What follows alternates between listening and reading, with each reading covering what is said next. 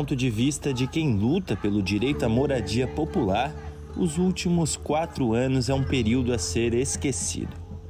Nós estamos aí num contexto de vulnerabilização geral da população brasileira, quebrando com o regime de proteção social que vinha sendo estabelecido desde a Constituição de 88. Então, não bastou só destruir a política habitacional, a política urbana, tentar vetar o projeto de lei que impedia despejos no contexto da pandemia.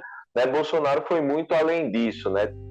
A esperança passa por alguns eixos, entre eles reconstruir a política urbana e habitacional desmantelada na gestão de Jair Bolsonaro. É o caso do programa Minha Casa Minha Vida, batizado na última gestão de Casa Verde e Amarela.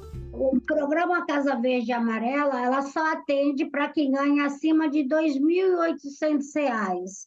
E o déficit habitacional está justamente ao contrário, quem ganha de 0 a R$ 2.500, né? Ou seja, essas famílias continuaram sem ter moradia e pior que isso, com a situação da pandemia, a grande maioria perderam o trabalho, diminuíram o poder aquisitivo e hoje a grande maioria dessas pessoas sofreram, né, despejos individuais. Para um dos coordenadores nacionais do MTST, o governo Bolsonaro transformou um direito constitucional em uma mera mercadoria.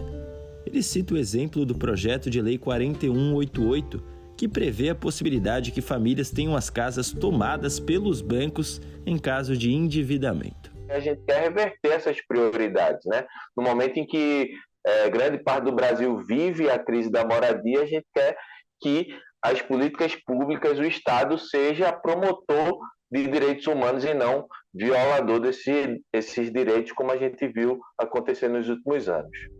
O novo governo de Luiz Inácio Lula da Silva terá que lidar com um número de quase 1 milhão de pessoas que correm risco de despejo imediato. Segundo o último levantamento da campanha Despejo Zero, do início da pandemia, em março de 2020 até outubro de 2022, o número de ameaças de remoções subiu em 901% no Brasil.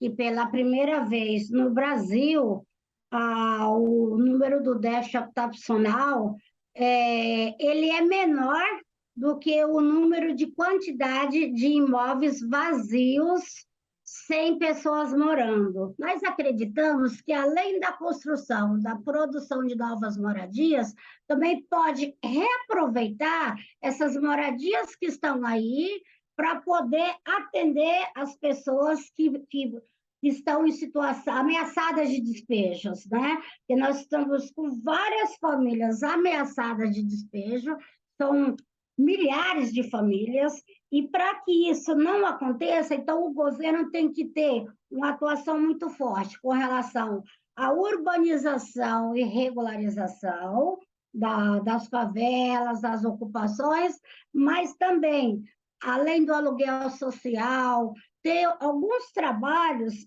que atendam direto essas famílias, para que elas não precisem ser removidas. Cenário de guerra, cenário de guerra!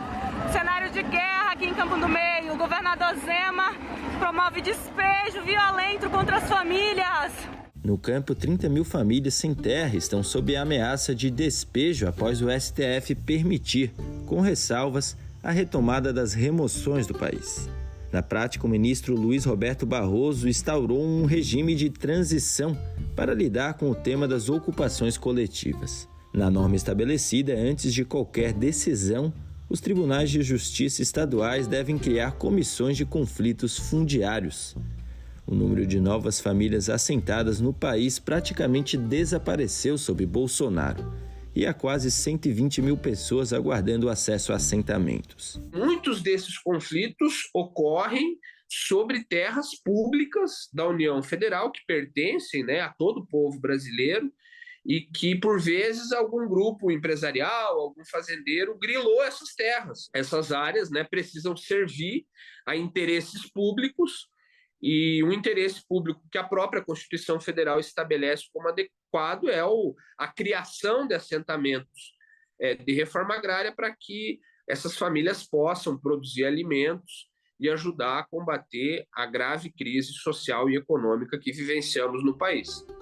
O contexto das mudanças climáticas também impõe desafios para a garantia de uma política de infraestrutura urbana, principalmente nas periferias, onde está a população mais afetada por desastres ambientais. O trabalho é para garantir todos os aspectos que envolvem o acesso a uma moradia digna. A gente trate a questão da moradia dentro da sua integralidade, né? De que a gente precisa não só investir na questão da moradia, mas também na infraestrutura urbana, na oferta de serviços, né? Pensar a cidade de uma nova perspectiva, na perspectiva da integralidade dos direitos.